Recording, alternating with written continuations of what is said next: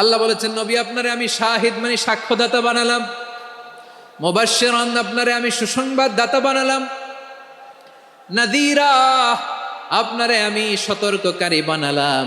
4 নম্বরে ওয়াদাইয়ান ইলাল্লাহি বিইذনিহি, আপনারে আমি দাঈ ইলাল্লাহ বানালাম। সুবহানাল্লাহ পড়েন। আপনাদের মনোযোগ আছে না গেছে? মাশাআল্লাহ, মনোযোগ আছে তো? আমি তো ভাবছি বোরিং হয়ে গেছে। স্লোগান দিতে মন চাচ্ছে। ওকে, স্লোগান ইজ অন।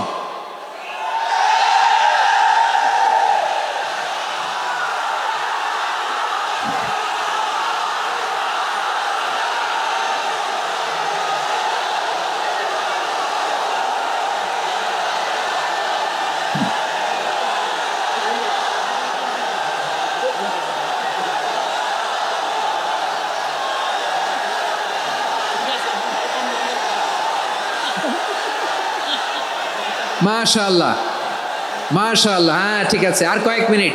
ঠিক আছে, আমার দিকে তাকাও, সাউন্ড হবে না, আমার দিকে তাকাও। বৈশিষ্ট্য কয়টা সবাই বলেনি? 5 আঙ্গুল এরকম উঁচু করে আওয়াজ করে আমাকে দেখিয়ে বলো তো, বৈশিষ্ট্য কয়টা? বলে ফেলেছি কয়টা? রইল কয়টা? 4 নম্বরে দাঈয়ান ইলাল্লাহ, সবচেয়ে গুরুত্বপূর্ণ পয়েন্ট। আমার দিকে তাকাও, আমার সাথে কানেক্ট করো। অনেক কিছু বলার আছে, আমার দিকে তাকাও। দাঈয়ান ইলাল্লাহ, বিশ্বনবীকে আল্লাহ তাআলা দায়ী করে পাঠিয়েছেন। বিশ্বনবী কি মানব মণ্ডলীকে নিজের দিকে ডাকে, দুনিয়ার দিকে ডাকে? কার দিকে ডাকে? দাঈয়ান ইলাল্লাহ বিইذনি, আল্লাহর আদেশে আমি আপনাকে দায়ী করে পাঠিয়েছি। বিশ্বনবী মানব মণ্ডলীকে আল্লাহ তাআলার দিকে ডাকতেন।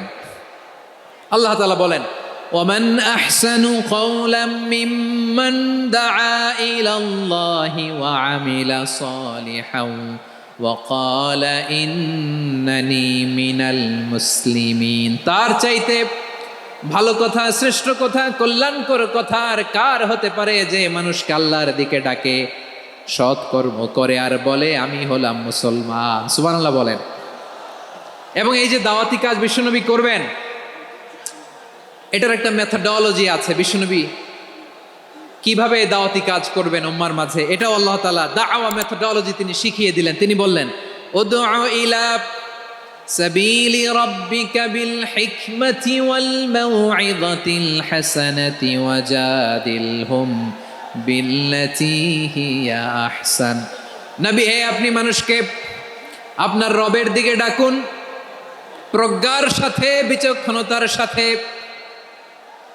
সুন্দর কথামালা দিয়ে, উপদেশ দিয়ে। আর যদি আল্লাহর দিন প্রচার করতে যে কারো সাথে তর্ক করতে হয়, সর্বোত্তম পন্থায় সেই তর্ক করেন। পড়েন সুবহানাল্লাহ। এই জায়গাটাতে এরকম কেন হইল? শুরুতে তো এটা ছিল না। এখন আইন শৃঙ্খলা বাহিনী তোমাদের সাথে লাঠি চার্জ করবে, ধাক্কাধাক্কি করবে, তোমরা আমার সাথে এটা হবে এরকম? দেখছেন? যাবো কই? এদেরকে নিয়ে যাবো কই?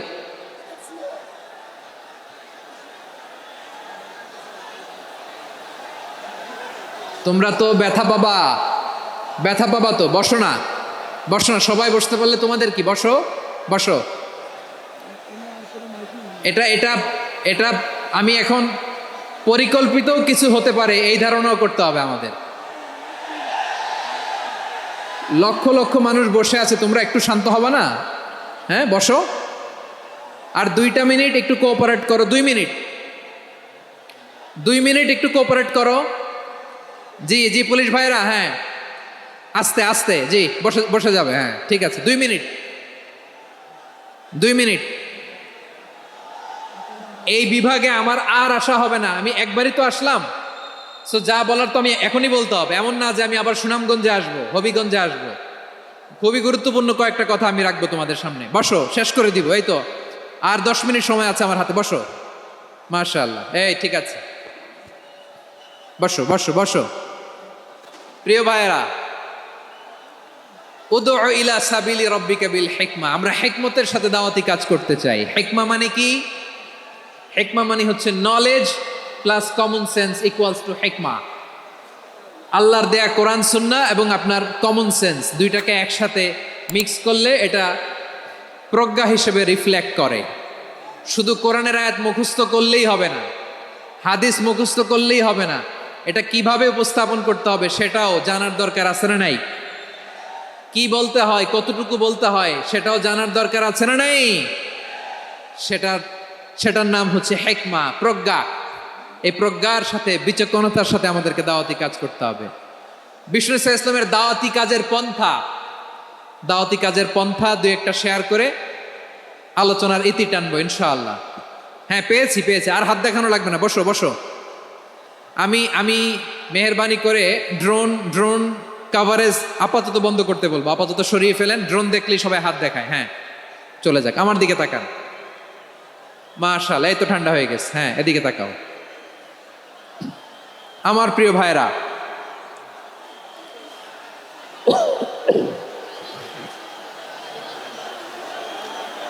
দাওয়াতি কাজ কিভাবে করতে হবে এদিকে তাকান। এইদিকে। হ্যাঁ,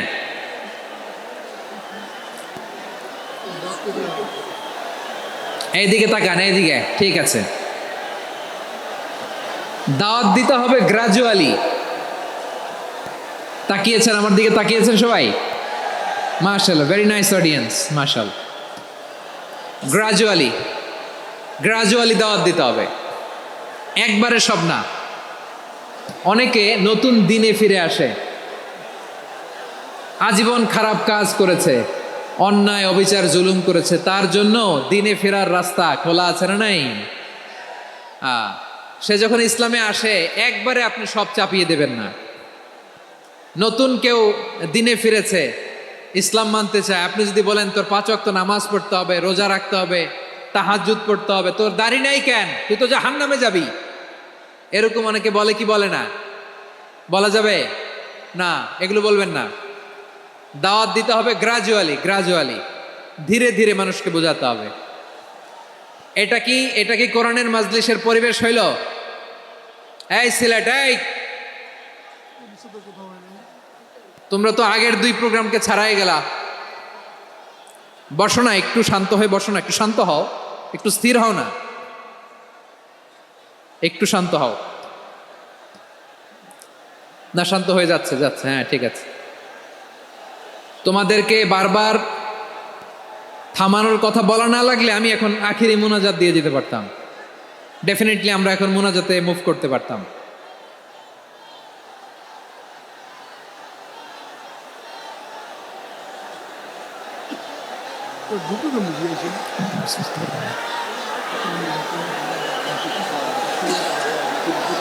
পুরো লক্ষ মানুষ, আমি তো দেখতে পাচ্ছি কত লক্ষ লোক হয়েছে একটা জায়গায়, কোনো সমস্যা নাই। এখানে কয়েকশো ছেলে পেলে এই ধাক্কাধাক্কি।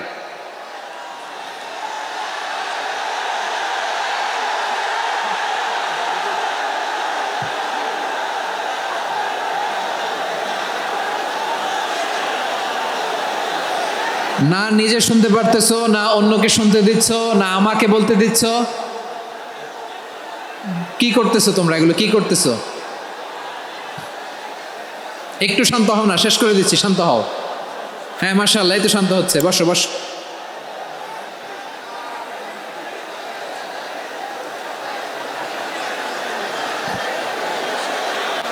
ঠিক আছে, হ্যাঁ, ঠিক আছে। না, শান্ত হয়ে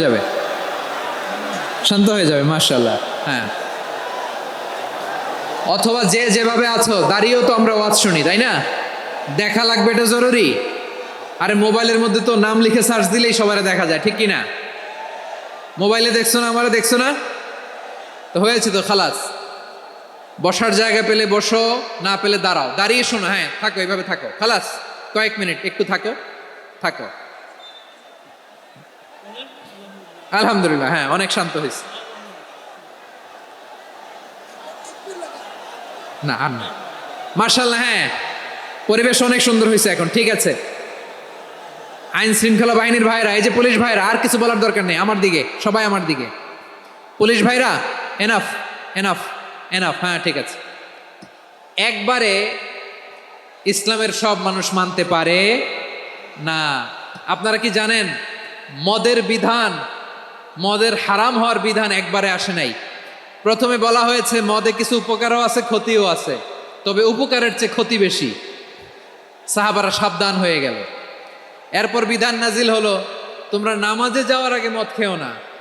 5 বেলা সাহাবারা আর মদের কাছেও যেতেন না, আরো সাবধান হয়ে গেল। সব শেষে এসো কোরআনের ছায়া তোলে সমবেত হই, এসো আল্লাহ রাসূলের অনুগত হই।